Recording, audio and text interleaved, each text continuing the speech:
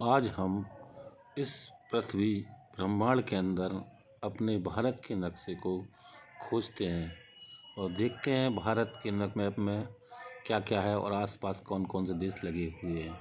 ये अब शुरू करते हैं हम भारत के नक्शे को।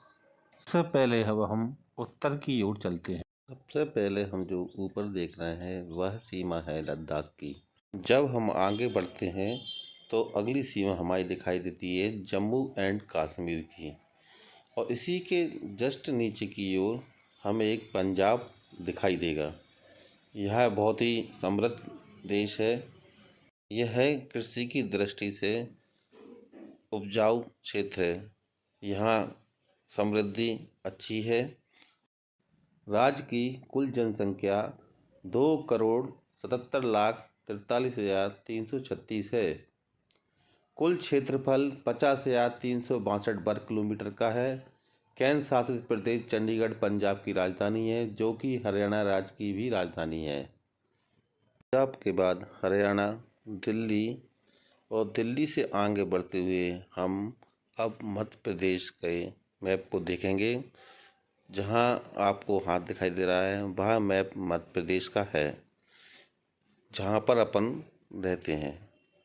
ठीक है, अब इसके ऊपर की ओर जब जाते हैं तो एक उत्तर प्रदेश जस्ट लगा हुआ उत्तर की दिशा में, और उसके आगे बढ़ने पर नेपाल और फिर चीन तिब्बत का क्षेत्र पड़ता है।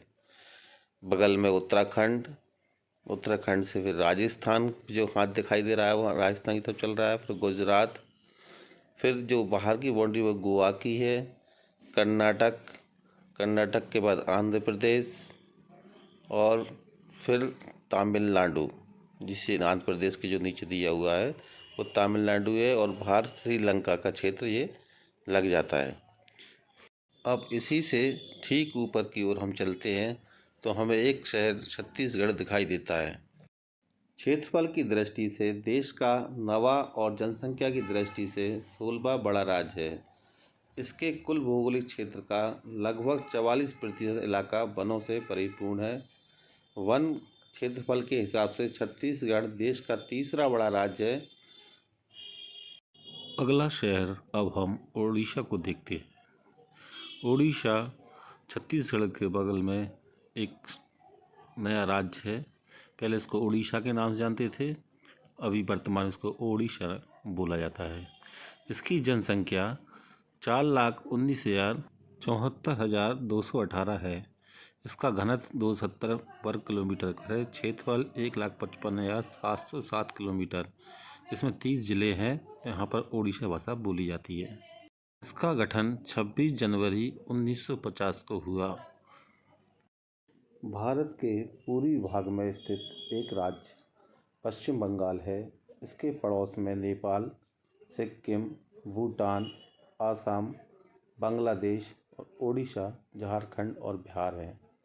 इसकी राजधानी कोलकाता है।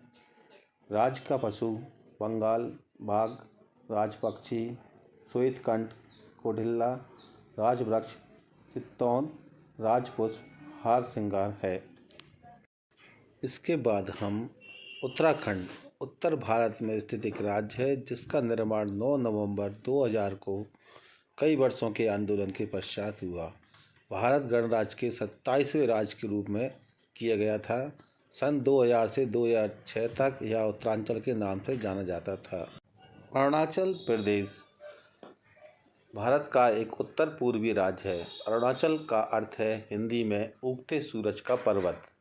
प्रदेश की सीमाएं दक्षिण में असम, दक्षिण पूर्व में नागालैंड, पूर्व में बर्मा, म्यांमार, पश्चिम में भूटान, उत्तर में तिब्बत से मिलती हैं।